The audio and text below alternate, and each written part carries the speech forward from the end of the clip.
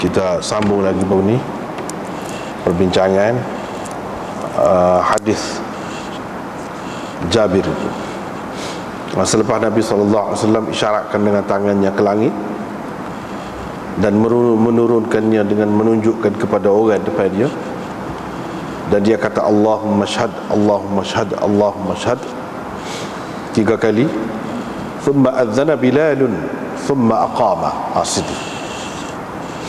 Lepas tu Bilal ba, kemudian iqamat. Nabi SAW pun bersembahyang zuhur.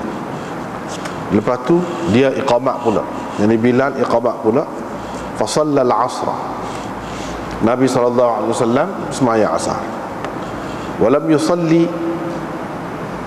di sini dalam kitab kita dah, tak tahulah hak lain ya.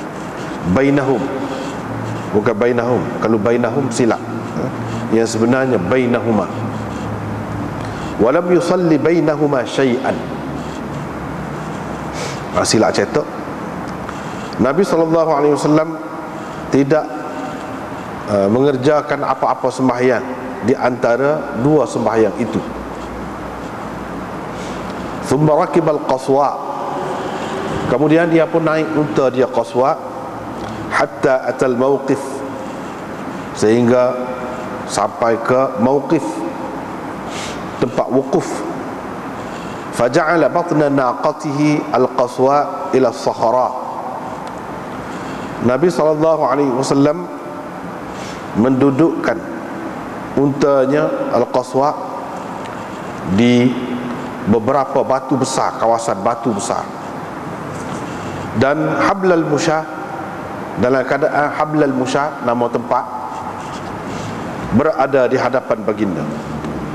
Di situ Nabi SAW menghadap kiblat. Falam yazal waqifan, terus Nabi SAW berada di situ hatta gharubatis syams, sehingga terbenam matahari. Wa dhahabatis sufrah qalilan, dan hilang warna kuning-kuning di ufuk itu sedikit. Hina ghabal qurs, apabila bulatan, bundaran matahari itu hilang. Ardafa Usama khalfahu, Nabi SAW gendong Usama di belakangnya. Rasulullah SAW mara ke hadapan. Waqad syanaqa lil qaswa az-zimam, lepas tu dia pun tarik tali unta dia tu, hatta anna ra'saha la yusibu mawrika rahli, sehingga kepala unta dia tu betul-betul mengenai tempat rehat, tempat letak kaki, rehat kaki di atas belakang unta tu. Macam tempat letak kaki lah, tapi bukan tempat letak kaki, tempat rehat kaki. Dia ada 2, serupa dengan tempat letak kaki kuda tu sah. Lepas tu ala ke depan sikit, di situ dia boleh berlunjur lah letak kaki. Biasanya dia pasang macam bantal gitu untuk rehat kaki. Itu dipanggil mawrik. Wa huwa yaqulu bi yadihi al-yumna as-sakinah, ayyuhan nas as-sakinah. Bertenang wahai manusia, bertenanglah. Ayyuhan nas, wahai manusia. Setiap kali dia sampai ke mana-mana kawasan yang tinggi sikit, arkha laha qalilan, Nabi SAW mengendurkan sedikit tali unta dia tu, sehingga dia naik, unta tu boleh naik ke tempat tinggi itu, hinggalah sampai ke Al-Muzdalifah. Di situ Nabi SAW menjamakkan Maghrib dan Isya dengan 1 azan dan 2 iqamah. Kata Uthman, yani salah seorang tok guru Imam Abu Dawud, yani Uthman bin Abi Shaybah, Nabi SAW lam yusabbih tidak mengerjakan apa-apa sembahyang sunat di antara dua sembahyang. Lam yusabbih bukan makna tidak bertasbih dah, tetapi asal makna dianya bertasbih lah, tapi di sini bukan makna bertasbih, sembahyang itu.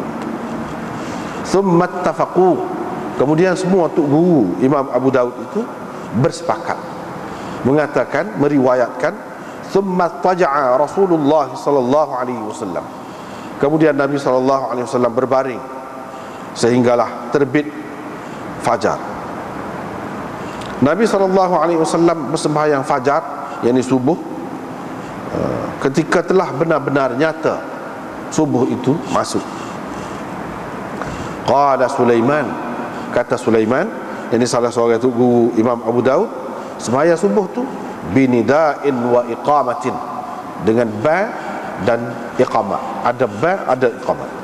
Thumma ittafaqu, kemudian mereka bersepakat pula, jadi beberapa orang tu guru kepada Imam Abu Daud tu bersepakat pula dalam meriwayatkan hak selepas ni, iaitu thumma rakibal qaswa. Jadi hak tadi hak dia kata orang ni tu hak tu sajalah yang sebut, macam Sulaiman.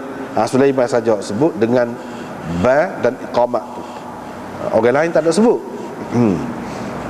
Macam tadi Uthman kata Nabi SAW tidak sembahyang apa-apa sembahyang di antara dua sembahyang Maghrib dan Isyak tu. Tu Uthman saja sebut, tutup guru lain tak ada sebut. Jadi dia sebut hak sepakat, dia sebut. Hak tidak sepakat seorang saja kata dia royak, siapa hak seorang itu. Kemudian mereka bersepakat meriwayatkan, kemudian Nabi SAW, ini yang diriwayatkan oleh mereka dengan sepakat tu. Kemudian Nabi SAW naik unta Qaswa sehingga beliau sampai ke Al-Masy'aril Haram. Di situ dia naik, dia naik. Qala Uthman wa Sulaiman, Uthman dan Sulaiman berkata, dia naik ke tempat tinggi. Fastaqbala al-qiblah, dua orang ni saja sebut. Dia pun menghadap kiblat, lalu memuji-muji Allah, bertakbir, bertahlil. Bertahlil tu kata la ilaha illallah wahdah. Uthman menambahkan wa wahadahu, dan mentauhidkan Allah, yakni mengatakan la ilaha illallah wahdahu. Teruslah Nabi berada di situ sehingga betul-betul telah cerah tanah, asfara jiddan, sehingga betul-betul telah subuh tu telah hujunglah, berada di hujungnya, cerah tanah orang kita panggil asfara. Thumma dafa'a Rasulullah sallallahu alaihi wasallam, kemudian Rasulullah sallallahu alaihi wasallam berangkat sebelum terbit matahari. Ketika itu dia gendong Abbas, Fadl bin Abbas, dan seterusnya. Jadi kita tengok dulu sekat tu.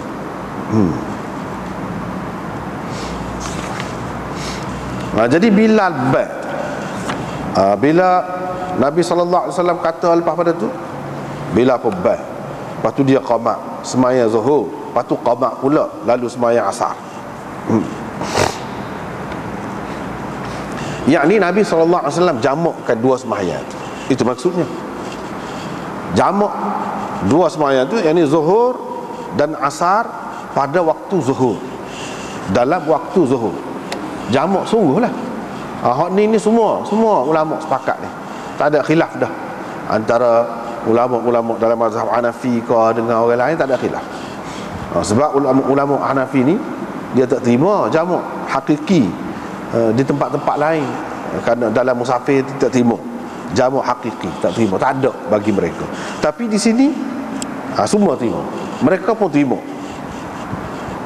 Ada jamak hakiki, yakni sembahyang asar dalam waktu zuhur. Ada, mereka pun terima. Ada pun pada ketika-ketika lain mereka kata jamak suri sahaja yang ada. Jamak suri pada hakikatnya sembahyang dalam waktu masing-masing, tetapi dalam keadaan dekat-dekat sama sekali. Kita sembahyang zuhur di akhir waktunya, tapi dalam waktu zuhur. Kira-kiranya bila lepas sembahyang tu sebentar masuklah waktu asar, lalu sembahyang asar. Begitulah jamak yang mereka terima pada ketika lain. Orang panggil jamak suri lagu tu. Jamak pada rupa zahir saja. Hak sebenarnya tidak jamak, tidak ambil satu sembahyang terbubuh dalam waktu lain dah. Dalam waktu sendiri dah. Tapi pada zahirnya nampak jamak. Itu orang panggil jamak suri. Jamak hakiki mereka tak terima. Mana ada khilaf lah di situ. Tapi kalau di sini tak ada khilaf. Semua orang Hanafi pun kata memang jamak hakiki. Di sini pun. Jadi jamak ni di sini di Arafah ni serupa dengan jamak di Muzdalifah juga. Dari segi mengikut pandangan ulama-ulama Hanafi, dia kata jam'u nusuk, orang panggil jamak kerana melakukan ibadat haji. Dia jamak hakiki iaitu pada ketika buat haji, dia kata ada tu. Tetapi kalau mengikut Syafi'i, jamak tu kerana musafir. Kerana musafir. Jadi tidak khusus dengan tempat tu, tempat lain pun serupa lah. Nabi SAW tak semayang apa-apa antara dua tu. Tak ada dicelah tu. Semayang sunat ke, semayang nawafil ke, tak ada. Supaya apa? Supaya tidak terbatal lah jamak tu. Jadi tidak kerana dia kena mualak, dia kena berturut-turut. Lepas ni selalu. Jadi kalau semayang hak lain terpisah lah. Tidaklah dikatakan jamak sebenarnya dalam arti kata ya sebenarnya. Sebab itu Nabi SAW tak semayang. Itulah cara semayang jamak pada ketika lain. Dalam musafir pun lagu itulah. Jadi tak usah semayang. Jangan semayang sunat celah-celah tu. Semayang sunat ba'diyah kalau kita kata tak ada. Semayang terus hak tu. Hak fardu tu lah. Sebab dah maksud asal nak suruh mudah sungguh lah. Nak suruh rengeng sungguh. Jadi kalau ada lagi duk buat hak lain tu, apa tak buat. Hak asal, hak fardu tu pun jadi kurang. Nak suruh rengeng lah, nak suruh reka.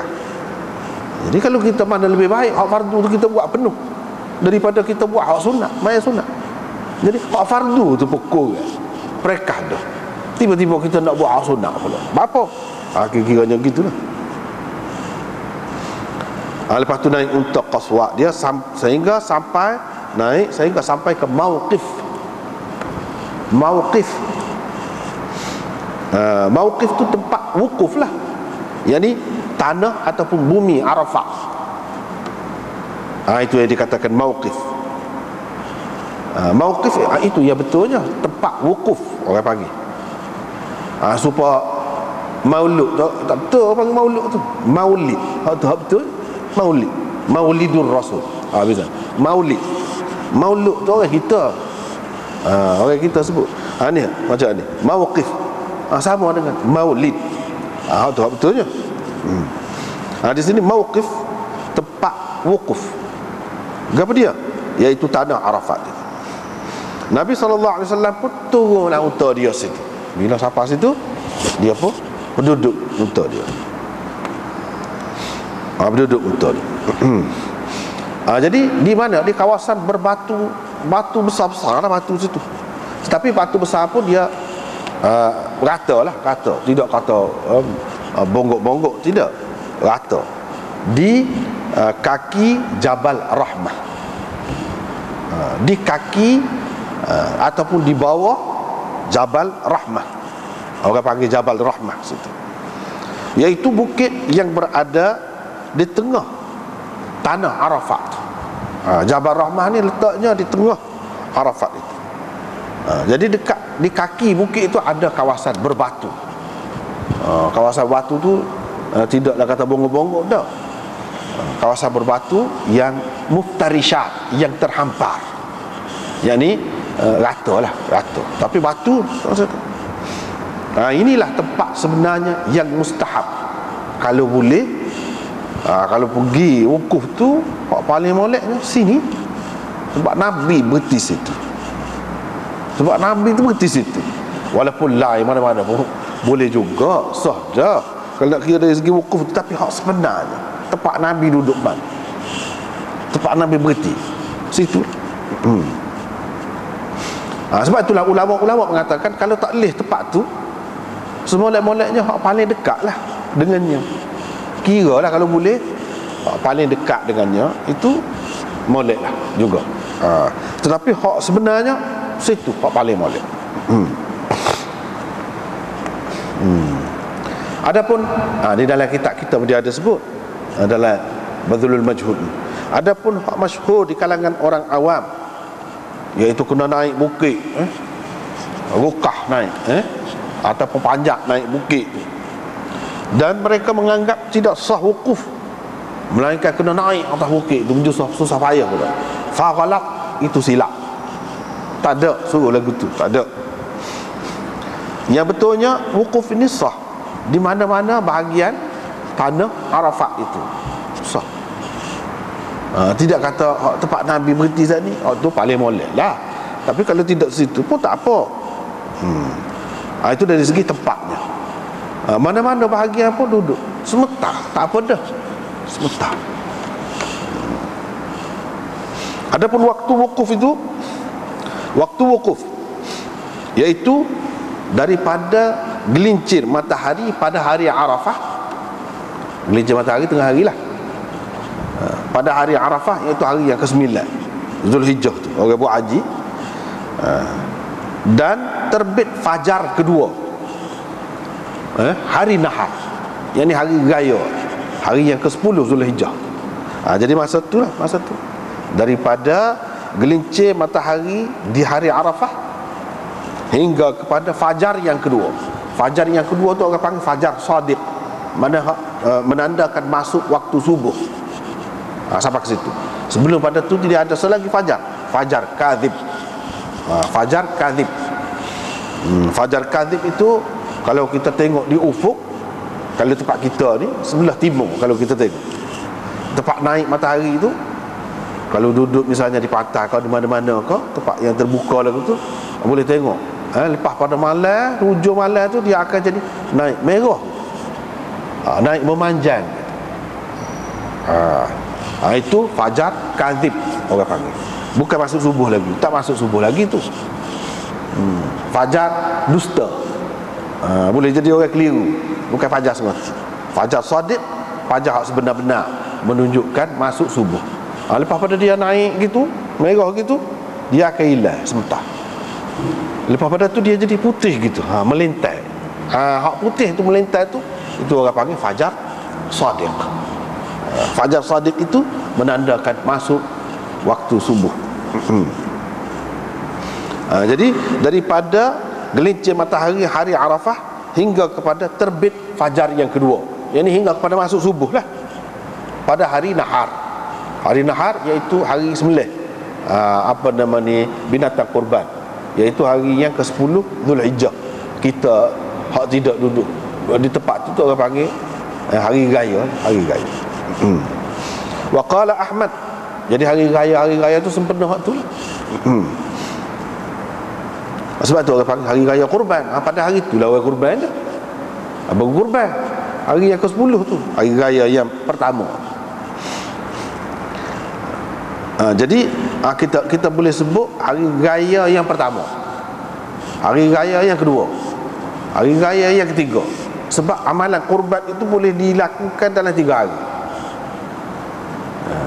Tapi orang kita duduk biasa duduk katanya untuk raya puasa tu, ataupun Aidil Fitri tu, dia kata hari raya pertama, hari raya kedua, itu bahasa perbualan, percakapan saja. Hak sebenarnya tak ada, hari raya sehari je hak tunya. Jadi hari raya hak lebih besar, tapi jadi terbalik dah lah. Hak lebih besarnya ialah raya haji. Sebab ibadat boleh dilakukan sampai 3 hari. Takbir pun 3 hari. Duduk takbir lagi. Dari segi takbir tu kita pun amal. Sini kita mana-mana pun duduk amal. Hak tu dari segi dalam TV ke, dalam radio ke, bunyi lah, bunyi. Tapi kalau raya puasa dia sekat maya raya tu je. Dari segi takbir pun sekat tu. Dan hak sebenarnya raya sehari. Raya sehari. Jadi kalau hak kata 2 hari raya tu, hak mula-mula tu lah. Raya haji hari yang ke-10. Raya puasa bila habis bulan Ramadan tu masuk bulan Syawal. 1 Syawal. Hak tu je, hak 2 hari raya. Tetapi kalau nak ambil kira dari segi amalan tu masih lagi boleh dibuat. Amalan kurban hari raya boleh hari raya. Yang yang pertama, yang kedua, yang ketiga. Jadi kita boleh sebut hari raya lagi. Mana lebih besar lagi hak tu. Jadi amalan orang kita duduk besar raya puasa tu tidak tepat. Tidak tepat. Dan hak ni betul orang di negeri lain, di mana dia besar raya haji. Bukan raya puasa dia besar. Bukan raya puasa dia besar. Tidak, tapi raya haji hak dia besar. Dan hak tu hak betul. Di situ kita terpesong sikit, lari sikit daripada hak sebenar. Jadi kita besar hak tu. Jadi sehingga boleh mengelirukan. Jadi royak tu nak suruh tahulah. Orang duduk besar, jadi ingat sesoalannya raya puasa dia lebih istimewa, lebih besar lagi. Dah kadang-kadang nampak kita malah. Kita suka lah kalau tak puasa. Jadi bila lepas puasa tu suka. Sampai seminggu. Majlis hari raya sebulan dah kan. Jadi macam suka seseorang tak apa kenal dari segi psikologi. Tetapi orang hak kurban tu dia suka. Kita kurban sikit, tak kurban mana. Orang-orang di negeri-negeri lain kurban 2-3 hari tu kurban. Jadi hidup. Suka sebab apa? Sebab boleh beri makan kat orang. Beri kat orang sesak. Itu ada makna. Bukan suka kerana kita bebas daripada ikatan ibadat pula puasa tu. Walaupun makna hak sebenarnya lagu lain, tapi keadaan kita seronok sangat tu sesoalannya begitu. Sesoalannya begitu. Itu tak benar. Yang betulnya ialah hari raya haji itu lebih besar. Dan kita seiring suka dengan orang yang selesai buat kerja haji. Orang duduk tengah buat kerja haji tu semua, kita sama-sama merayakan. Tak apalah tu. Tetapi mengikut Imam Ahmad, ni kalau pakai ni lebih senang. Lebih senang. Imam Ahmad kata masuk waktu wukuf ni bermula daripada fajar hari Arafah. Jadi hari ke-9 tu subuh tu masuk dah waktu dia. Boleh dah kalau pergi. Jadi kalau kita fikir orang ramai sangat, kalau kita boleh pergi masa tu, tak apa, boleh lah. Boleh juga. Jadi tidak kata duduk sosok-sosok pada waktu tadi tu kan, sempit tu main dengan orang ramai tu. Daripada gelincir matahari sampai ke subuh tu. Dalam keadaan orang ramai tu tutup masa. Tepat sibuk. Jadi kalau kita ambil pendapat hak ni, dia awal daripada subuh lagi. Daripada subuh lagi hari Arafah, hari yang ke-9 tu boleh dah nak wukuf. Jadi kalau kita duduk sebentar lepas pada tu nak kita apa, boleh dah lah, selesai dah. Dan haji hak sebenarnya rukun hak paling utama, paling besarnya wukuf di Arafah tu. Sebab itulah Nabi SAW bersabda, Al-Hajju Arafah. Haji itu sebenarnya Arafah tu, yang ni wukuf di Arafah. Hak tu apa nama ni, perkara yang paling besar, rukun hak paling besarnya.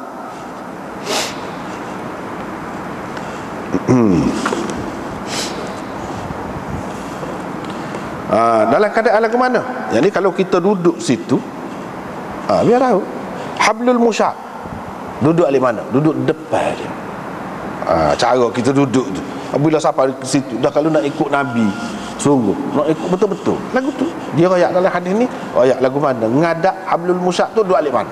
Duduk di depan. Keadaan duduk. Bila sampai situ, lepas tu menghadap kiblat. Duduk situ teruslah Nabi SAW sehingga terbenam matahari, ataupun hampir terbenam matahari.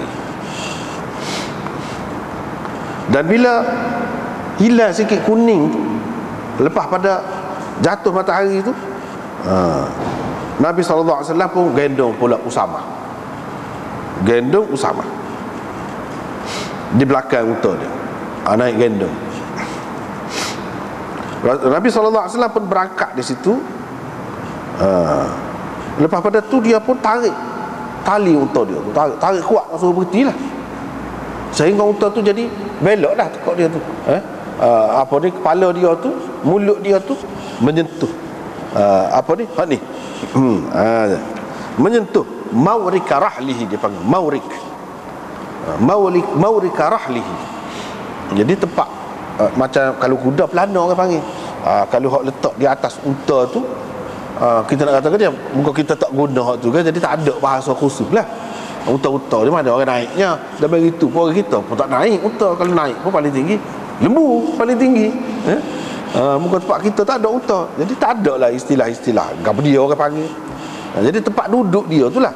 Kalau hak duduk macam rumah gitu, ada tudung gitu, itu segeduk pula orang panggil haudaj. Ini tidak semesti haudaj ada di atas unta tu. Jadi macam pelana dia, lapik tempat duduk. Jadi dia ada tempat letak kaki untuk tunjar, nak suruh dia pergi laju tu, dah tarik tali. Satu lagi, bila dalam perjalanan tu nak rehat, dia boleh belunjur kata.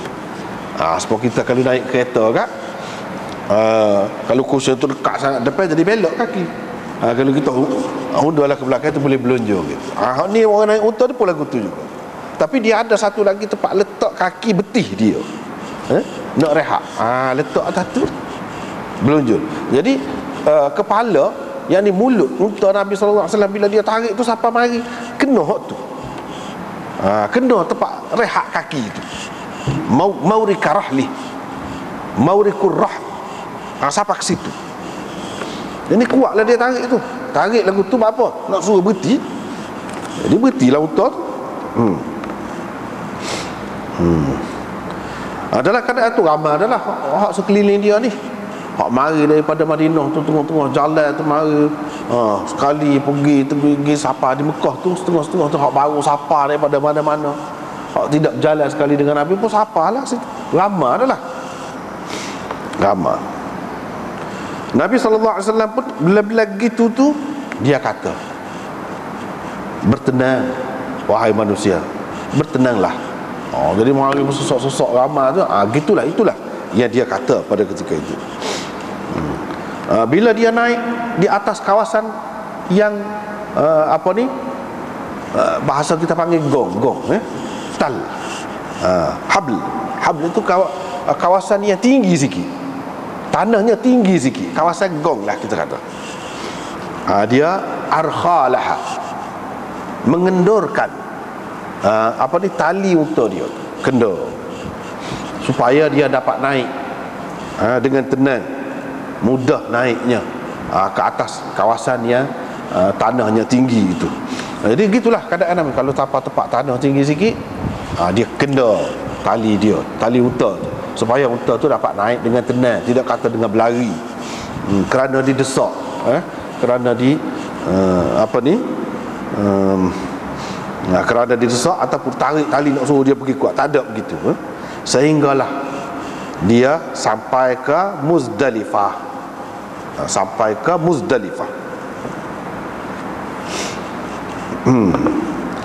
Di situ Nabi SAW jamakkan Maghrib dan Isya pula. Dalam waktu mana? Waktu Isya. Ni semua terima. Jamak ni semua terima. Jamak hakiki. Mazhab Hanafi hak tak terima jamak hakiki pada ketika lain pun sini terima. Dalam buat kerja haji itu di Arafah, di sini, semua mereka terima, sepakat di sini. Boleh dikatakan semua umat Islam, fiqh, aliran mana pun setuju, semua terima. Dalam waktu Isya dengan satu azan dan dua iqamat. Dengan satu azan dan dua iqamat. Bila nak sembahyang maghrib tu ba dulu. Lepas tu nak sembahyang maghrib. Lepas ba tu qamat. Sembahyanglah maghrib. Lepas sembahyang maghrib nak isyak pula. Tak ba dah. Qamat saja. Itulah salah satu cara yang ditunjukkan kepada kita tentang sembahyang jamak ni. Bila kita jamak ni nak ba kedua-dua sembahyang tu kau lagu mana?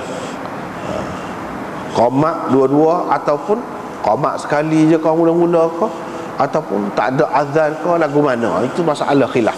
Tapi kalau berdasarkan amalan Nabi SAW di sini berdasarkan riwayat Jabir ini ginilah. Ba sebelum sembahyang maghrib, lepas tu qama sembahyang maghrib. Lepas selesai sembahyang maghrib, anak sembahyang isyak tu tak ba dah. Qama saja. Qama saja. Inilah pendapat tiga imam besar dan Zufar. Imam Zufar kata lagu tu. Ini dalam syarah Bukhari menyebutkan dalam hadis ini menunjukkan iqamat itu untuk setiap kali nak sembahyang. Yang sembahyang maghrib qamat juga, sembahyang isyak qamat juga. Dalam masalah ni ada 6 pendapat, kata dia. Ada 6 pendapat ulama. Yang pertama iaitu qamat untuk setiap sembahyang. Nak sembahyang maghrib qamat, nak sembahyang isyak qamat. Wala yu'adhdhinu liwahidatin minhuma, tapi tak payah ba untuk mana-mana sembahyang.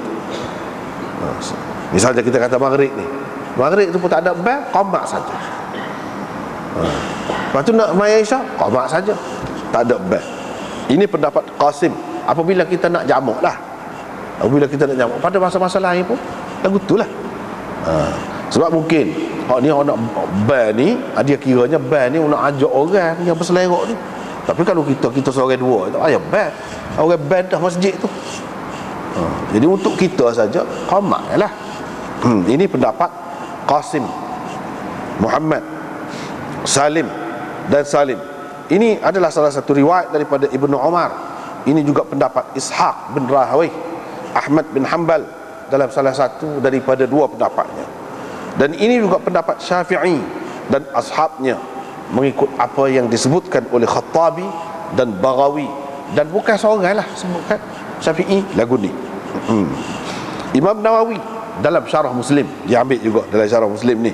Hak sahihnya mengikut ulama-ulama kita, kata dia, mazhab Syafi'i lah maksudnya, iaitu seseorang tu sembahyang, dua sembahyang dia nak jamak tu dengan satu azan untuk sembahyang yang pertama dan dua iqamat, iaitu untuk tiap-tiap sembahyang. Dia pilih hak ni. Dia pilih hak ni. Wa qala fil idah, dalam kitab idah dia kata hak ni lah asah. Hak ni lah asah.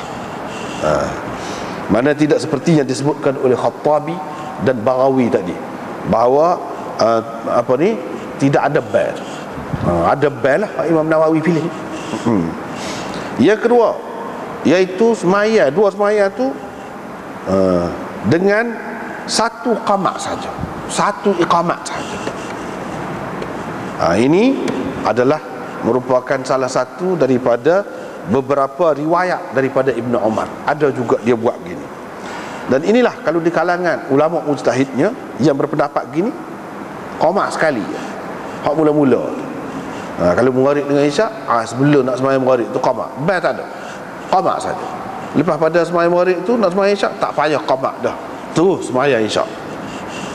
Ini pendapat Sufyan Ats-Tsauri, mengikut apa yang diceritakan oleh Imam Tirmizi, Khattabi, Ibnu Abdul Bar dan lain-lain. Yang ini bukan seorang lah sebut bahawa ini cara dia, Sufyan Ats-Tsauri.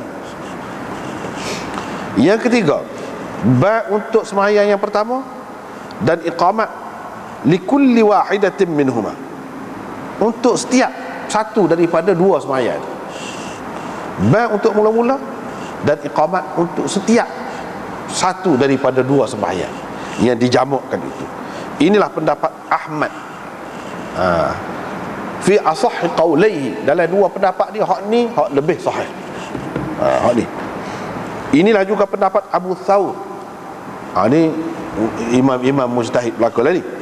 Abdul Malik Al-Majishun, di kalangan puak-puak fiqh mazhab Malik, wa Tahawi dan Imam Tahawi pakai hak ni. Wa qala Al-Khattabi, Khattabi kata huwa qawlu ahli ar-ra'yi. Puak-puak ahli ar-ra'yi pun kata lagu tu juga. Al-Jawzajani kata ini dinukilkan daripada Muhammad bin Hasan, daripada Abi Yusuf, daripada Imam Abu Hanifah. Dia kata lagu tu juga. Jadi hak kebanyakannya kata lagu tu lah. Jadi berdasarkan hadis ni, hadis Jabir. Ba untuk sembahyang mula-mula tu, lepas tu qamat sembahyang maghrib misalnya. Lepas pada tu nak sembahyang isyak, qada pula untuk isyak. Itu hak ramai. Yang keempat, bab untuk yang pertama dan qamat untuknya, untuk sembahyang yang pertama. Tidak bab untuk yang kedua dan tidak juga qamat untuk yang kedua. Itu pendapat yang keempat. Ini juga salah satu pendapat Imam Abu Hanifah, Abu Yusuf dan Abu Yusuf. Ini disebutkan oleh Imam Nawawi dan lain-lain lagi sebagai pendapat dia lah, sebagai pendapat Imam Abu Hanifah dan Abu Yusuf. Jadi ini disahkan oleh Syekh Khalil Ahmad ni. Dia kata ini memang mazhab ashab kita. Mana ulama-ulama besar dalam mazhab Hanafi timur ni lah. Tapi kalau mengikut Zufar, ba dan dua qamat. Gitu. Tidak serupa ni. Mana Zufar ni orang mazhab Hanafi juga, tapi tak serupa dengan orang lain. Kebanyakan orang Hanafi timur ni. Yang kelima, iaitu bab untuk tiap-tiap daripada sembahyang. Dan qamat pun untuk kedua-duanya. Ini pendapat yang kelima. Inilah pendapat Umar bin Al-Khattab, Abdullah bin Mas'ud radhiyallahu anhuma. Dan inilah pendapat Malik dan ashabnya kecuali Ibnul Majishun tadi. Tapi sebenarnya ini pendapat masing-masing lah. Di sini dia sebut mereka tidak mempunyai hadis yang marfu' sebenarnya dalam buat gitu, seperti mana yang kata, seperti mana dikatakan oleh Ibnu Abdul Bar. Ibnu Abdul Bar tu mazhab Malik juga, tapi dia pun kata sebenarnya tak ada hadis marfu' kait dengan Nabi lah buat gitu. Kalau ada pun sahabat, menunjukkan benda ni tak apalah, benda ni khilaf tu ada jugalah sahabat buat, cuma dari segi Nabi buat lagu ni dipertikaikan. Yang keenam, iaitu tidak bab untuk mana-mana daripada dua sembahyang. Kalau kita kata sembahyang maghrib dan isyak, untuk maghrib pun tak ada bab, untuk isyak pun tak ada bab.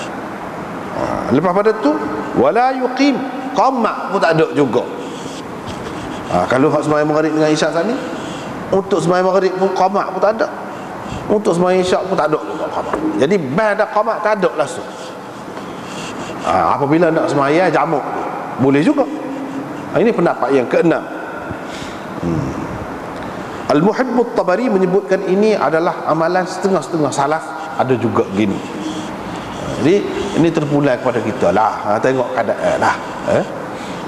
Tengok keadaan. Kalau kita tak ada bayar, tak ada qamat ke apa pun boleh juga. Jadi banyak pendapat di sini. Tetapi kalau berdasarkan hadis Jabir ni, sebelum sembahyang maghrib bayar, lepas tu qamat. Lepas tu nak sembahyang isyak, qamat saja, tidak ada bayar. Itu jelas, seperti yang kita tengok di dalam hadis tadi.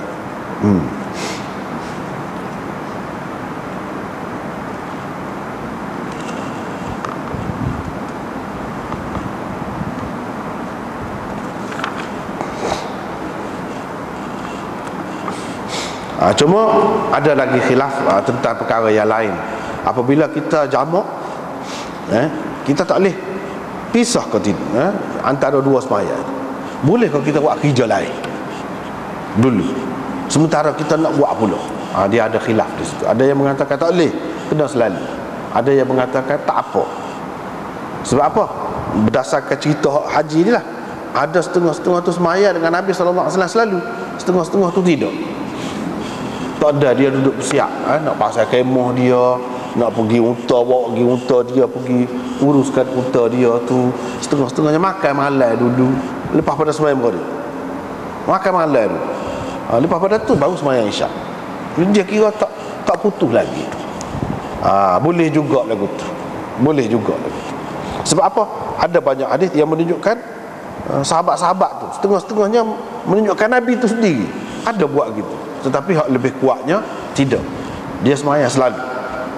Walaupun ada riwayat yang mengatakan Nabi SAW pun ada juga makan malam dulu di antara dua sembahyang. Jadi serupa dengan kita kata sembahyang sunat rawatib lah. Kita kata sembahyang sunat rawatib, kita nak mari sembahyang masjid ni, moga sembahyang sunat ni molek sembahyang rumah. Jadi semaya dulu kita kata di rumah, lepas tu mari tengah jalan tu macam-macam lah tengok, mungkin jumpa dengan orang kecek, tak apa, tidak putus. Tidak kata semaya kapik fardu ni mesti kena selalu situ, tak boleh kecek, tak boleh gapo, tak boleh gig lain, tak boleh makan gapo, dah. Boleh. Misalnya supaya kita kata semaya jemaah, lepas semaya jemaah tu ada sunatnya, jadi nak buat di rumah. Sementara nak sapa di rumah tu macam-macam dulu, beli airnya ke dulu. Misalnya kita kata berhenti kereta, beli airnya ke dulu, jadi kecek lah dengan orang, jumpa dengan orang tu orang ni, jadi balik tu putus dah ke tidak? Tak putus. Tak putus lagi. Sebab kita balik memang nak semaya. Cuma janganlah lama sangat. Janganlah lama sangat. Kalau sekiranya lama pun, jika jarang-jarang berlaku, tak apa. Bahkan benda ni, hak semaya rawatib ni, kalau lepas daripada waktu, kita nak qadha pun boleh. Apa lagi kalau dalam waktu? Kalau dalam waktu, lagilah boleh. Tapi janganlah terlalu lama sangat, tak molek dah lagi tu. Tapi dari segi kecek gapo tu, hak tu memang molek buat begitu. Nabi SAW pun suruh kecek dulu. Tanda memang kita pisah semaya tu. Kalau tidak orang nampak macam sambung selalu semaya. Sebab itulah Nabi suruh musing dulu ke, pergi tempat lain ke, nak menunjukkan bahawa putus dah semaya tu. Takut-takut sekali tengok, orang kata sambung selalu semaya. Jadi dengan sebab tu tak apa, apabila balik tu jumpa gapo-gapo ke, beli ke, sedikit kecek dengan siapa-siapa ke, tidak putus. Supaya di sini untuk jamak tu tak putus, mualat dia tu, walaupun dengan makan setengah-setengah tu, pergi siapkan kemah dia, pasang kemah dia situ, gapo. Jadi ada sebut di dalam hadis, tak apalah maknanya. Tapi kalau kita boleh buat selalu untuk jamak ni, itulah yang lebih moleknya. Itu lebih molek.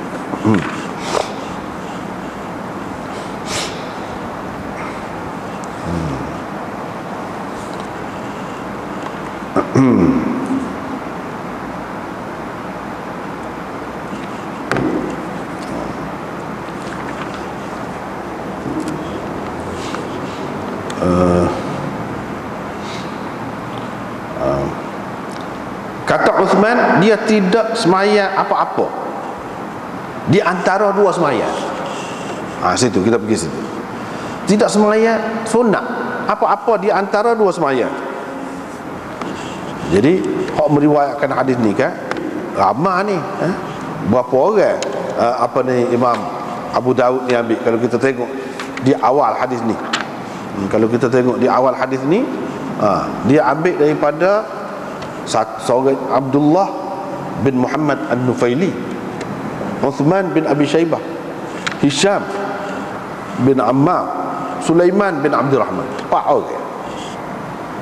Jadi hak sebut kata dia tidak semaya apa-apa di antara dua semaya tu, itu Uthman sahaja. Uthman bin Abi Shaybah dia sebut. Maksudnya semaya sunat rawatib tu tak ada, dia tidak buat. Semaya sunat tak ada.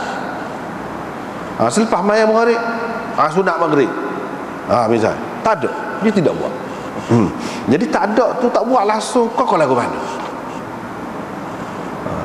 Memanglah zahirnya kalau kita tengok hadis ni, dia kata tak ada. Tapi lepas pada tu buat ke tidak? Semaya sunat. Lepas pada semaya isyak, buat ke tidak? Di situ ada khilaf. Di situ ada khilaf. Sebabnya mengikut ramai ulama, mereka mengatakan sunat ni boleh dikerjakan selepas daripada isyak. Selepas daripada isyak. Jadi sunat lepas maghrib tu memanglah tak buat. Hak sebelum isyak tu, bagi orang yang terima adalah pun tidak buat juga. Nabi tak buat juga. Tetapi selepas isyak tu dia buat ke tidak? Ini adalah kes yang tidak biasa lah.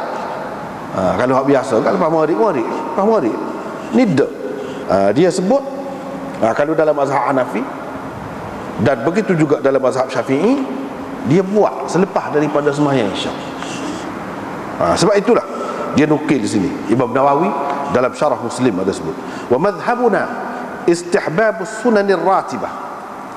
Dalam keadaan musafir ni pun molek juga kalau buat sunat rawatib tu, mengikut mazhab kita, kata Imam Nawawi. Tetapi dia tidak boleh melakukannya selepas, dia hendaklah melakukannya rawatib ni selepas mengerjakan kedua-dua sembahyang. Jangan dilakukan di celah tu. Misalnya kita kata sunat maghrib, hak lepas maghrib tu, jangan dibuat lepas maghrib apabila kita jamak. Tetapi buat selepas isyak. Itu cara dia. Tidak semua sekala lah.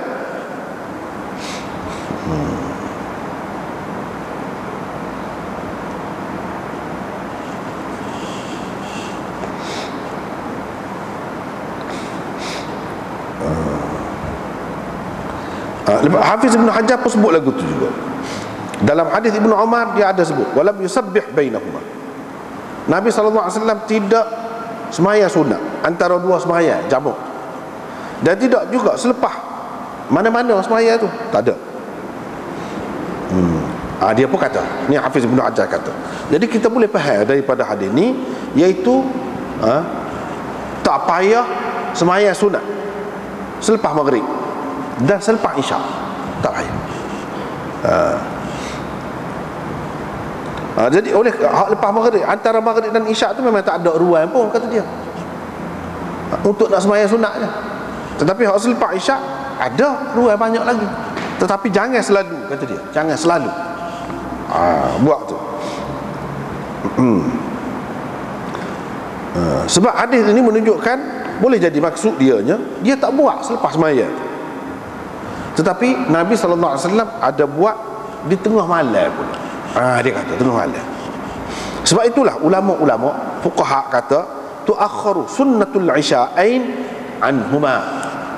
Sunat isya'ain, maghrib dan isyak ni dalam keadaan musafir lah, dalam keadaan seseorang tu jamak, ditakhirkan, dikemudiankan sampai tengah malam. Kalau buat molek, dia kata. Kalau tak buat pun tak apa, tapi kalau buat tu molek, boleh lah. Tapi kalau mengikut mazhab Ibnu Umar, bila seseorang tu musafir tak boleh dah nak sembahyang sunat, walaupun ada lagi khilaf riwayat daripada dia tu. Tapi hak kebanyakan yang disebut pendapat dia begitu. Ibnul Munzir menukilkan ijma' bahawa Nabi SAW tak semaya di antara dua semaya di Muzdalifah tu. Bila dia semaya, sepakat dia kata, tak jumpa saya bahawa Nabi ada semaya sunat, apa-apa sunat di celah, tak ada. Itu ijma' ulama. Sebab apa? Sunnahnya jamak maghrib dan isyak di Muzdalifah. Jadi kalau buat sunat di celah tu, di mana ada jamaknya? Hilanglah nama jamak tu pula. Itu alasan dia. Tetapi hadis akan datang ada menunjukkan bahawa ada buat juga. Tak apalah. Lepas pada itu mereka sepakat, perawi-perawi Tok Guru Imam Abu Daud ni sepakat mengatakan, lepas tu Nabi SAW pun guling kita kata, baring sehingga terbit fajar. Jadi Nabi SAW tak bangun dah pula lepas pada tu. Jadi kan ada hak kata semaya tahajud tu fardu, wajib kepada Nabi SAW. Dia tak semaya tahajud dah ke malam tu. Witir lah, ke mana witir? Banyak lagi maya kan, bukan masalah rawatib tu saja. Masalah rawatib itu pun tidak jelas. Cuma tadilah ada dalam fiqh mazahib dia sebut molek buat tu sebab Nabi buat kau. Tak jelas. Tak jelas. Jadi hak witir tu berat juga kalau nak kiranya. Kalau mengikut mazhab Hanafi wajib witir tu. Jadi Nabi tak buat kau witir. Tahajud tu tidak wajib, tetapi ramai juga ulama mengatakan wajib pada Nabi SAW. Jadi lagu mana? Adakah Nabi SAW tak buat malam tu? Kau lagu mana? Di sini khilaf pula. Ada yang mengatakan perawi ni dia rakyat ni berdasarkan hak dia tahu. Nabi tidur lah. Berdasarkan hak dia tahu. Tidak semestinya Nabi tak bangun tengah malam. Tidak semestinya Nabi tak bangun. Jadi perawi ni siapa dia? Jabir. Tapi kalau kita kata lagu tu bermakna tak berapa kemah lah riwayat Jabir ni. Sedangkan riwayat Jabir ni dijadikan asas dalam masalah ibadat haji Nabi ni. Memang asas. Riwayat Jabir ni adalah asas. Sedangkan dia kata lepas tu Nabi SAW baring hatta tala'al fajr. Siapa kau tumbik fajar. Ada tak ada sebut bangun ke apa di situ. Kalau dia sebenarnya bangun, dia sebut tak bangun sampai ke situ hingga ke fajar, bermakna cuai. Dalam pemerhatian dia itu cuai. Dengan sebab itu di sini dalam kitab dia disebut bagaimana Rasulullah SAW boleh meninggalkan tahajud kalau berdasarkan riwayat ni, sedangkan tahajud itu fardu ke atasnya mengikut pendapat satu golongan ulama. Qultu, saya akan jawab, kata dia, Nabi SAW meninggalkan tahajud itu adalah sesuai dengan pendapat golongan ulama yang mengatakan tahajud itu bukan wajib ke atas Nabi SAW, bukan fardu. Salah satu dalil ni, kalau fardu dia tak akan tinggal. Kalau ada istilah jamak pula untuk semua tahajud, apa ni, jamak ke ataupun qasar ke untuk tahajud ke, ni ada lah sebut, ni tak ada. Lepas pada tu dia ada sebut sini, wa sarraha bidzalika maulana asy-syah waliyullah fi hujjatillahil balighah. Syah Waliullah ada sebut di dalam kitab Hujjatullahil Balighah, dan Syekh Bahrul Ulum dalam Rasailul Arkan.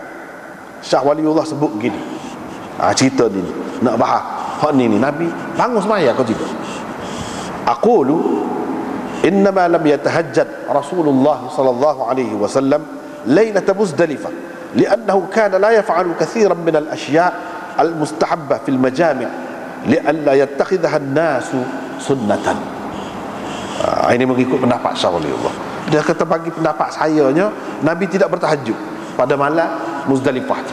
Dia tak bangun. Betul dah hadis Jabir ni. Tak payah takwil, tak payah kata dia royak setakat dia tahu sebenarnya Nabi bangun. Tak, memang tak bangun. Dia kata pada malam Muzdalifah ni dia tak bangun. Sebab apa?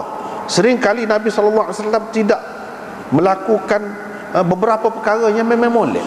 Dia kenal, dia suka, dan di khalayak ramai. Sering kali begitu.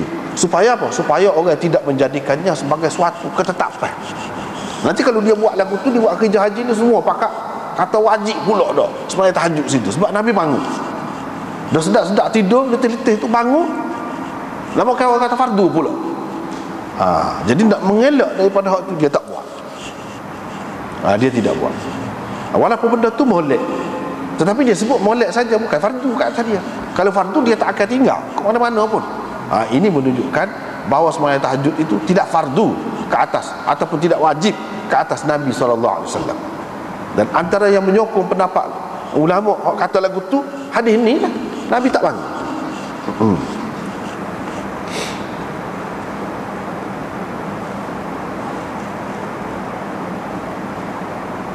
Lepas tu Maulana Bahrul Ulum kata, lepas pada tu Nabi SAW pun berbaring sehingga terbit fajar. Ini hadis ini menunjukkan dengan terang bahawa Rasulullah SAW tak semaya malam itu. Tak semaya. Tak semaya malam, orang panggil semaya malam, tahajud tak. Qastallani juga ada menyebutkan dalam Al-Mawahibul Ladunniyah bahawa Nabi SAW tak semaya malam itu. Semaya tahajud tak. Lepas tu ada sebut dalam kitab Ihya Ulumuddin Imam Ghazali tu, sayogianya seseorang yang berada di Muzdalifah tu, dia tidak meninggalkan nawafilul lail. Dia tidak meninggalkan sembahyang sunat malam. Sayogianya dia tidak meninggalkan. Bahkan dalam kitab Ihya disebutkan sembahyang malam tu sembahyang tahajud pada malam tu termasuk dalam perkara yang penting. Tidak sepatutnya begitu, kata dia. Jadi dia kritik Qastallani, kritik Imam Ghazali. Sebab apa? Kata dia tak sepatutnya. Apa yang jadi pentingnya kalau dah Nabi tak buat? Jadi penting ni kalau Nabi buat. Macam mana pula kita kata antara hak penting, dia kritik lah, dia tak setuju. Sebab jadi orang hak kata tu dia takwil lah. Jabir royak setakat hak dia tahu. Setakat hak dia tahu. Jadi dia tidak duk tu semua. Orang lain tak setimur, tak setimur lagu tu apa lagu tu. Lagu tu tak sebenar lah dia royak. Dia turut sungguh lah tu yang orang utamakan hadis dia daripada orang lain tu dalam bab ni. Jadi sehingga terbit fajar, baring di situ, guling di situ. Tidak semesti tidur, kena jendera baru sah. Tak. Duduk situ saja. Baring pun tidak mesti. Duduk situ. Supaya dengan wukuf di Arafah itulah. Jadi tidak semesti wukuf tu asal makna dia berdiri duduk cacat. Tak, duduk boleh, tidur pun boleh. Tak apa. Jadi di sini pun dan Nabi baring, mesti kita kena baring? Tak. Kita kena berada di situ saja. Mabit orang panggil, bermalam. Tidak semesti tidur. Kalau tidur pun tak apa. Lepas tu apa yang jadi rehat di situ? Untuk banyak lagi buat kerja selepas pada tu, rehatlah. Sebagai rahmat untuk umat dan bagi tenaga untuk mengambil tenaga baru lah. Lepas tu mabit di Muzdalifah ni, mabit ni bermalam di Muzdalifah ni apa hukumnya? Dalam kitab ni dia sebut mengikut kita ni, kalau kitab ni maksudnya Hanafi lah, ulama Hanafi sunat mabit Muzdalifah ni, di Muzdalifah ni sunat. Inilah juga pendapat segolongan Syafi'iyah, ulama-ulama Syafi'i muhaqqiqin dari kalangan Syafi'iyah.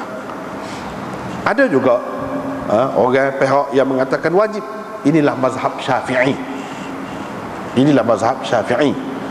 Jadi kalau meninggalkan yang wajib, dia kena bayar dam. Dia kena bayar dam. Sah. Tapi kena dijabar. Orang panggil damul jab. Tampung kekurangan. Mazhab Syafi'i secara umumnya menerima hal ni. Tetapi ada juga ulama-ulama muhaqqiqin di kalangan Syafi'iyah kata sunat.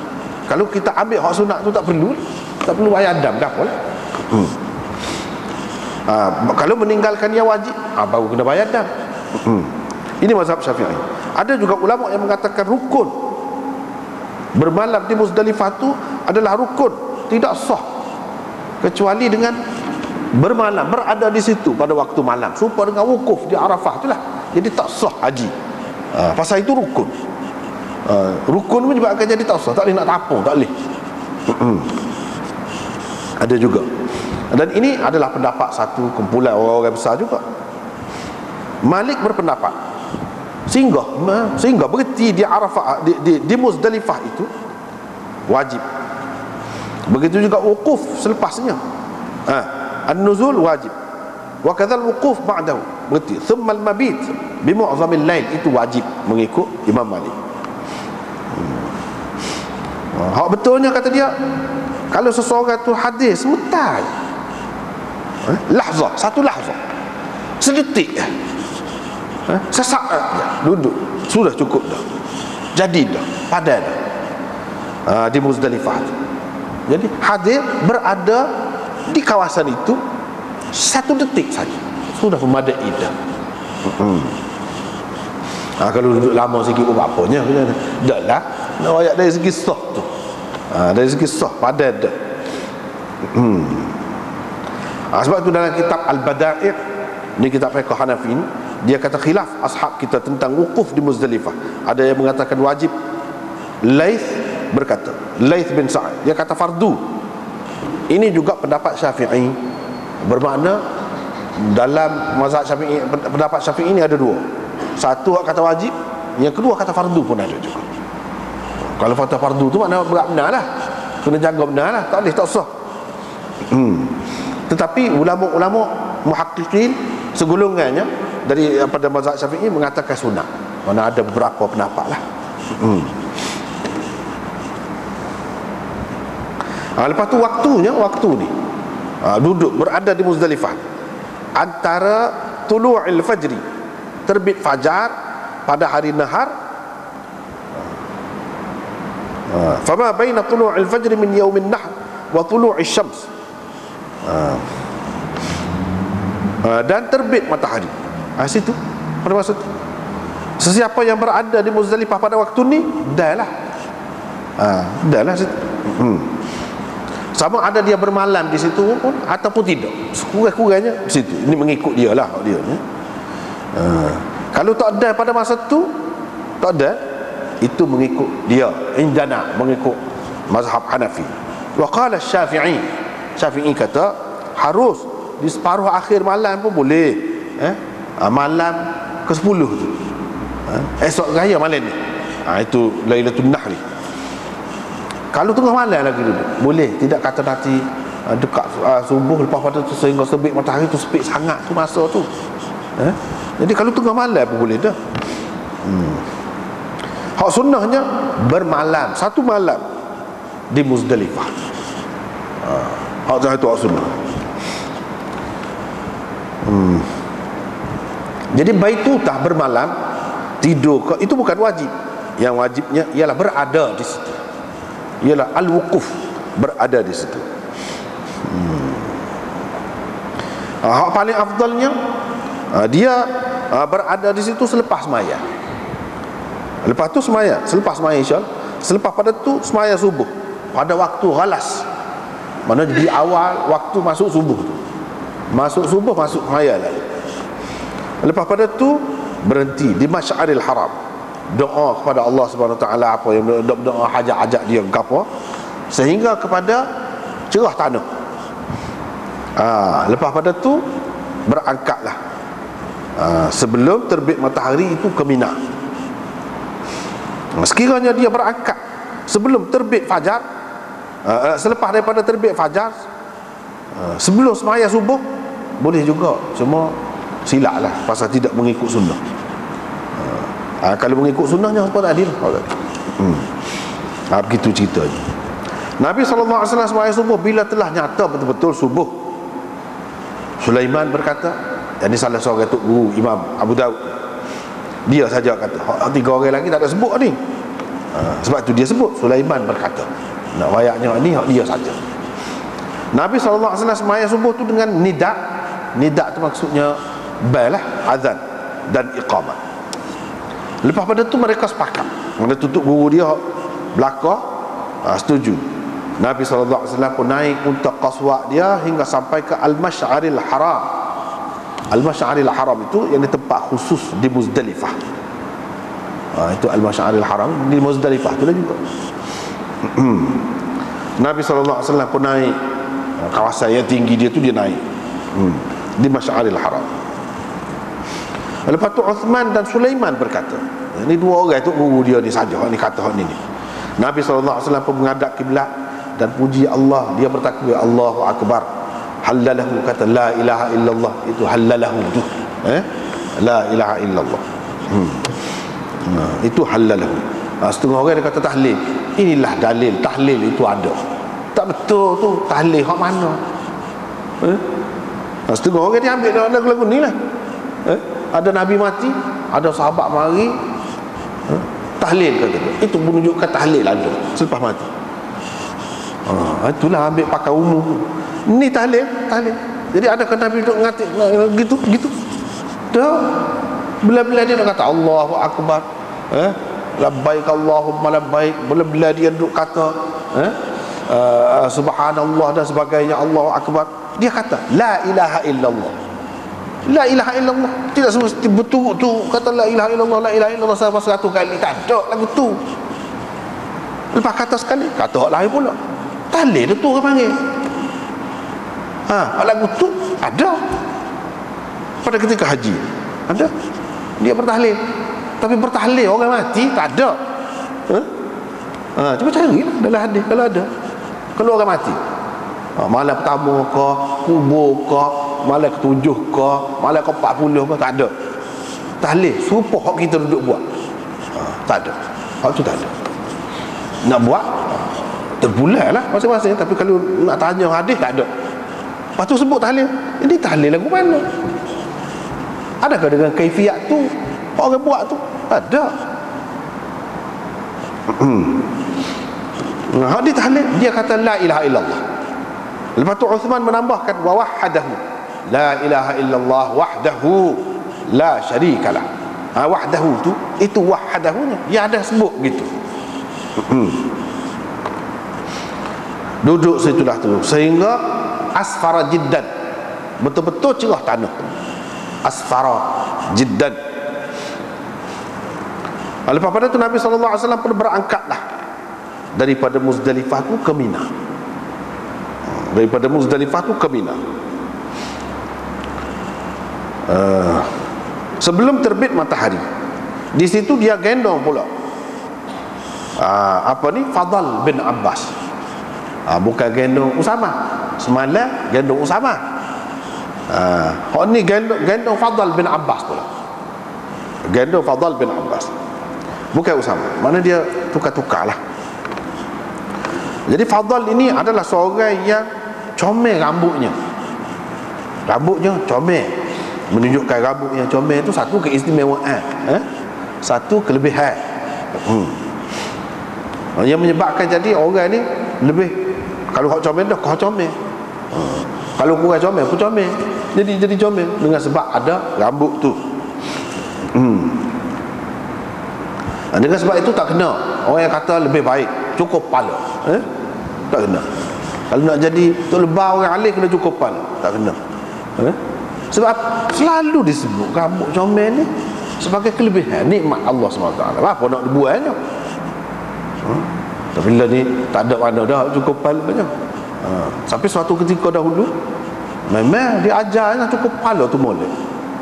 Padahal Nabi SAW sepanjang hayat dia 3 kali cukup kepala. Itu pun pada peristiwa-peristiwa masa haji gapo gini, bukan dalam keadaan biasa tu cukup kepala. Apa yang nak balas dengan rambutnya? Rambut tu comel. Rambut tu comel. Lepas tu dia sebut lagi sifat Fadl. Fadl ni siapa? Anak Abbas lah, iaitu abang kepada Abdullah bin Abbas, Ibnu Abbas. Putih kata dia. Ni dia sebut ni sifat comel. Hak biasa orang sebut lah, rambut comel, putih. Wasiman, kacak orangnya, kacak, comel. Falamma dafa'a Rasulullah sallallahu alaihi wasallam min al-Muzdalifah marra az-zu'un. Bila Nabi SAW berangkat dari Muzdalifah tu tengah-tengah awal pagi ni, terbit matahari, tengah jalan awal pagi, lalulah az-zu'un, perempuan-perempuan yang duduk di atas gedung, di atas unta, lalu jenguk, duk tengok, nak tengok Nabi ni. Anak-anak darah muda-muda ke apa pun adalah tu. Fadl pun tengok. Fadl paling tengok kepada perempuan itu. Rasulullah sallallahu alaihi wasallam pun letak tangan dia atas muka Fadl, pusing. Tu cerita. Pusing. Jadi bila Fadl tu tengok, Nabi pusing. Bila.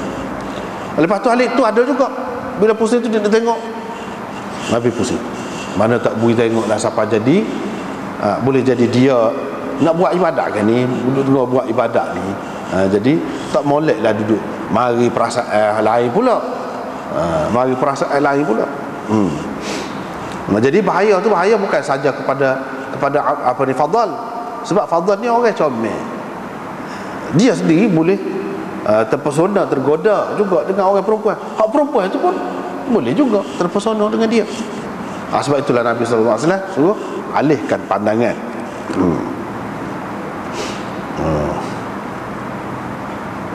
Bila Nabi SAW pusing tu, dia pun pusing lah, muka dia ke sebelah yang lain. Begitulah seterusnya.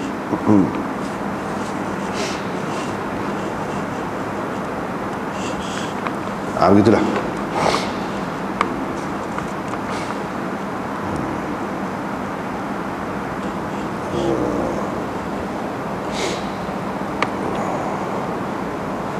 Lepas tu ini menunjukkan, semua ni menunjukkan bahawa kena jaga pandangan lah.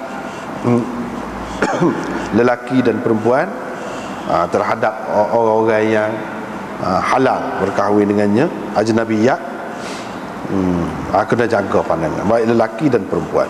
Daripada perbuatan Nabi SAW memalingkan muka fadal itu, itulah yang dapat diambilnya.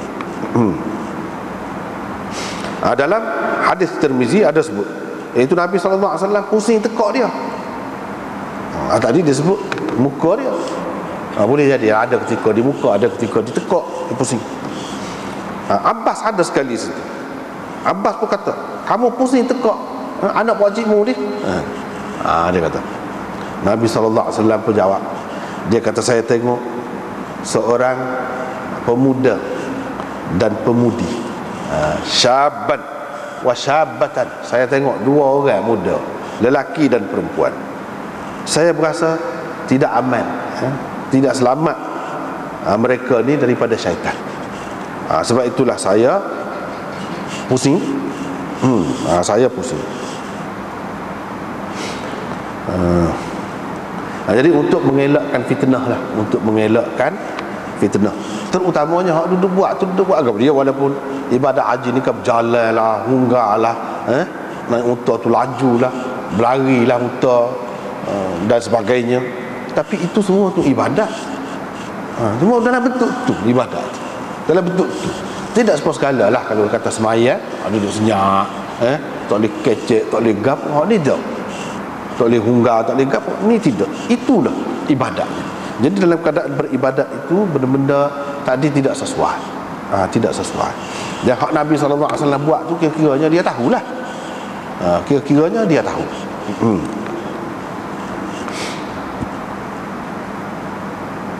Dengan sebab itulah Nabi SAW kata, antara yang memotong sembahyang seseorang itu ialah perempuan. Jadi hilang khusyuk ni boleh jadi kalau duduk lalu-lalu ke depan, gemari-gemari tengok tu, jadi lagu lain. Ni pun ibadat juga. Jadi tak usah tengoklah kepada perkara-perkara yang mengalihkan perhatian kita kepada ibadat.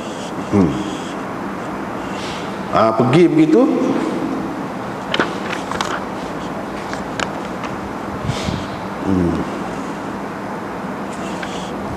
sehinggalah sampai ke Muhassir. Sehinggalah sampai ke Muhassir. Nama tempat lah tu. Apa dipanggil Muhassir? Tempat tu suatu ketika dahulu, jadi sejarahnya telah menyebabkan pasukan bergajah mari nak serang, nak perutuh Kaabah ke apa tu, tersungkur, jatuh, lemah di situ. Itulah sebab dinamakan Muhassir. Muhassir itu mana yang melemahkan, melesukan, mematahkan. Di situlah patah puak-puak yang nak pergi serang Kaabah suatu ketika dahulu.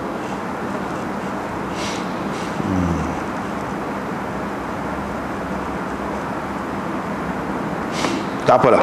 Lepas tu Nabi SAW pun perderah sikit perjalanan dia tu. Unta dia tu perderah sikit. Dia pun pilih jalan tengah yang membawa engkau, ini cerita Jabir lah, kalau engkau pergi pilih jalan tu membawa engkau ke Jamrah Al-Kubra, ke Jamratul Kubra. Bila dia sampai dekat Jamrah, dekat pokok tu, Nabi SAW pun melontar sambil bertakbir. Ketika setiap kali pekung ada batu, dia bertakbir, Allahu Akbar. Anak batu besar mana? Mithlu hasal khadf, sebesar anak batu budak-budak buat bidah. Kecil lah, besar kaca butir tu, setara tu lah. Farama min batnil wadi, Nabi SAW melontar daripada perut lembah itu, daripada perut lembah, daripada tengah lembah itu. Mana dia tidak naik ke tempat tinggi pekuk alah ke bawah, tidak. Tapi duduk di tempat tu alah ke atas lah gitu. Duduk di tempat rendah.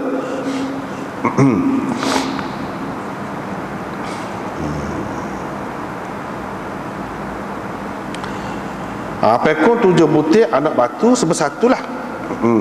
Sebesar tu. Lepas pada tu Nabi SAW pergi pula ke Al-Manhar, tempat menyembelih binatang korban ataupun binatang yang dibawa bersama. Baginda SAW sembelih sendiri dengan tangannya, maksudnya sendiri 63 ekor unta. Dan dia suruh Ali radhiyallahu anhu sembelih hak baki lagi. Jadi ada 100 ekor semua. Hak baki lagi tu dia suruh Sayyidina Ali sembelih. Yaqul ma baqiya. Jadi perawi ni kata ma ghabara tu ma baqiya, maksud dia hak baki lagi lah. Wa asyrakahu fi hadihi. Nabi SAW menjadikan dia tu kongsinya dalam mengorbankan binatang korban itu, dalam menyembelih binatang korban itu, kongsinya. Mana selain daripada dia, Ali sembelih juga. Lepas pada tu dia suruh daripada setiap ekor unta yang dia sembelih tu ambil sedikit dagingnya, sikit-sikit ambil dan bubuh dalam satu periuk. Bubuh dalam satu periuk, masuk. Kedua-dua mereka makan daging dan hiruk kuah dia. Hiruk kuah dia. Itulah ceritanya. Kata Sulaiman, kemudian Nabi SAW naik unta dia, lepas tu pergi ke Baitillah, lalu bersembahyang zuhur di Mekah. Lepas tu pergi pula kepada anak-anak Abdul Muttalib, anak cucu Abdul Muttalib lah, ketika mereka sedang mengeluarkan air daripada telaga Zamzam, cendok air, kara air daripada telaga Zamzam, bui minum kau kan. Nabi SAW pun kata, tariklah wahai Bani Abdul Muttalib. Yang ni maksud dia gomolah, tarik. Wahai Bani Abdul Muttalib, kalau tidak kerana saya takut orang akan mengalahkan kamu, jadi orang akan berebut-rebut sehingga menyingkirkan kamu daripada memberi minum kepada orang ni, nescaya saya akan karar retek air sekali dengan kamu. Lepas tu tak apalah, fana waluhu dalwan, mereka pun builah setiba air kepada Nabi SAW. Nabi SAW pun minumlah air itu. Inilah ceritanya. Jadi hak kata sembelih 63 ekor tu, mana gagah Nabi ni. Itu seperkara gagah. Kalau kita kata tempat kita orang sembelih berapa ekor, kalau musim kurban tu berapa ekor, paling tinggi letih dah. Hak tu pun tak dapat 10 ekor. Letih balik guni tidur je ni kau. Ni 63 ekor selalu. Umur dekat 63 lah. Ataupun 63 lah kita kata. Isyarat kepada dia pun nak mati. Isyarat kepada tu. Isyarat kepada umur dia 63 tahun. Dia korban sendiri. Maknanya gagah Nabi SAW ni, gagah. Dan ini menunjukkan bahawa kalau selagi cakap kalau kita boleh korban sendiri, hak tu lebih molek. Tidak suruh orang. Tapi kalau tak boleh suruh orang pun tak apa juga, boleh hak tu. Dari segi kalau hak sendiri itu lebih molek. Sebab apa? Sebab Nabi SAW buat sendiri. Jadi 63. Jadi hak 63 tu tidak sajalah setiap yang berlaku kepada Nabi SAW tu, tidak saja. Jadi dia mengongsikan, jadikan Ali itu sebagai kongsi dari segi menyembelih unta yang ada tu. Itu dari segi itu dia kongsinya. Ataupun sebahagian daripada hak Nabi diberikan kepada Ali, itu pun boleh jadi juga maksudnya.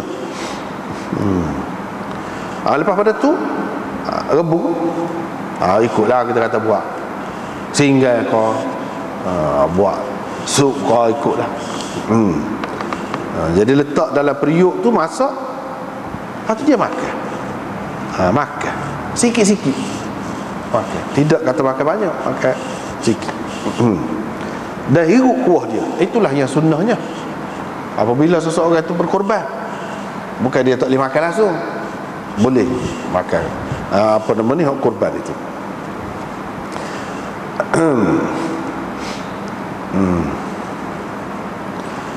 Ibnul Malik berkata ini menunjukkan bahawa harus makan hadiah tatawwu, binatang korban apa nama ni yang dikorbankan sebagai sunat, hak sunat, hak tu boleh makan.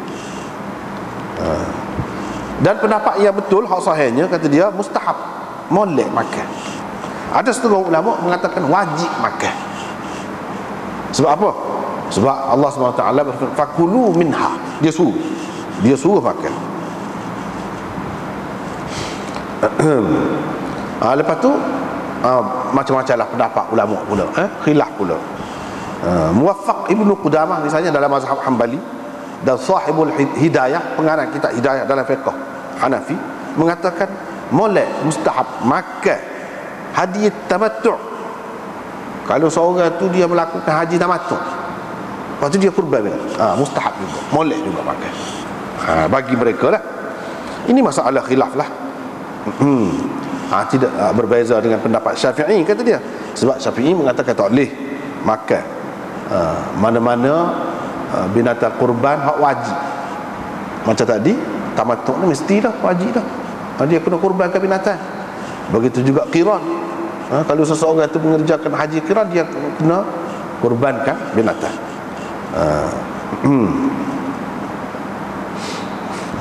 Jadi kalau haji tamattu', haji qiran tak boleh. Tapi kalau binatang kurban tu kurban hak sunat, sebagai hak sunat, tak apa. Dalam mazhab Syafi'i pun.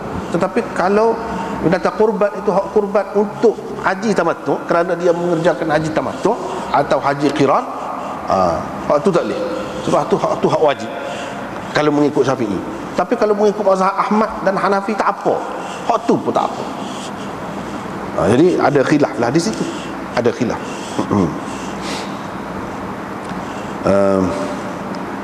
Tetapi kalau hak lain-lain tak boleh. Kalau binatang kurban hak lain, hak wajib lah, hak dia kena fidyah, kita kata kena bayar fidyah, ataupun kena bayar dam, hak wajib atas dia, hak tu tak boleh, tak boleh makan. Dia tu pun kata tak boleh hak tu. Tapi kalau hak kurban kerana mengerjakan haji tamattu', haji qiran, tak apa, bahkan molek, mereka kata molek. Imam Syafi'i kata tak boleh. Itulah sebab tu dia kata, Imam Syafi'i kata haji yang paling afdal ialah haji ifrat. Sebab kalau orang mengerjakan haji ifrat, kalau tak ada apa-apa kesalahan lah, tak ada apa-apa kesalahan, dia tidak kena bayar dam, dia tidak kena sembelih kurban ke apa, menunjukkan sempurna, menunjukkan sempurna.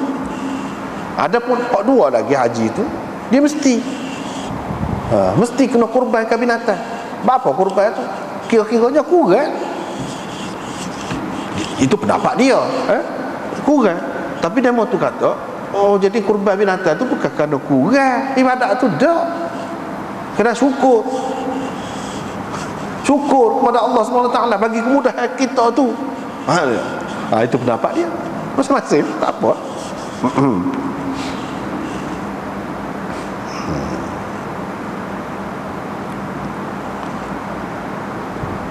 Imam Malik berpendapat, ini pendapat yang masyhur dia, tidak harus.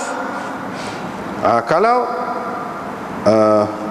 hak tiga-tiga tak ada, haji tamattu' pun tak boleh, binatang yang dikurbankan kerana mengerjakan haji tamattu', ataupun dan lah kita kata, ataupun haji qiran, ataupun kerana perkara-perkara yang wajib, mana wajib kena fidyah, tak boleh berlaku. Fidyah, azar, nazrul masakin, tak boleh berlaku. Tetapi kalau hak selain daripada tu, binatang-binatang kurban hak lain, tak apa. Itu mengikut Imam Malik. Tak apalah. Nabi SAW tak karang air. Apa sebab? Dia takut kalau dia karang, orang pun kata, jadi karang air ni pun satu kelebihan juga, ataupun wajib ke, jadi khilaf pula, jadi sunat ke, molek ke, fardu ke, rukun ke pula. Sebab tu dia tak karang air. Sebab dia kata, tariklah, dia gomo, kata dia, wahai anak-anak Bani Abdul Muttalib, memang tarik air waktu ambil air daripada telaga Zam-Zam beri minum kat orang tu adalah suatu kelebihan. Tapi saya takut satunya orang akan berebut. Bila saya buat, orang akan berebut lah, anggap benda ni molek. Berebut tu kamu kerja asal duduk kat sini ni jadi tersingkir ke tepi. Itu sah jadi berebut. Yang keduanya takut orang ingat ini fardu. Kalau fardu berat ataupun satu kelebihannya suku pula supaya mabit di Muzdalifah tu misalnya kita kata berat juga, jadi dia tak sebui lah gitu. Dengan sebab tu dia biarkan dia motor saja. Jadi orang-orang lain pun tunggu gitulah, tidak jadi berebut lah sebab dia tidak karah. Dia motor pun dah karah tu builah tembok ke Nabi SAW pun minum sambil berdiri. Dia minum sambil berdiri sini.